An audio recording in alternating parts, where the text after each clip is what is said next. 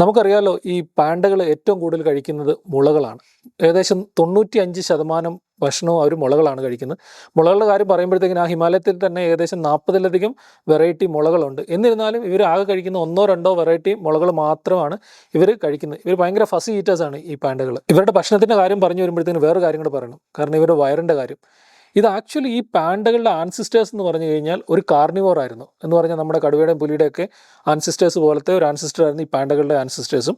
അപ്പോൾ ഇവരുടെ വയറെന്ന് പറയുന്നത് ഒരു കാർണിവോറിന് ഉതകുന്ന ഒരു വയറാണ്. പക്ഷേ ഇവർ കഴിക്കുന്ന മൊത്തം മുളയാണ് കഴിക്കുന്നത്. 95% മുള കഴിക്കുന്നത്. അപ്പോൾ ഏകദേശം ഒരു 20-30% മാത്രം മുള ഇവർക്ക് ദഹിപ്പിക്കാൻ പറ്റുള്ളൂ. ബാക്കി 70-80% വരെ മുള ഇവർ അൺഡൈജസ്റ്റഡ് ആയിട്ട് പുറന്തള്ളുകയാണ് ചെയ്യപ്പെടുന്നത്. ഈ പാണ്ടകൾ കഴിക്കുന്നത് 95% മുളകളാണെന്ന് ഞാൻ പറഞ്ഞല്ലോ.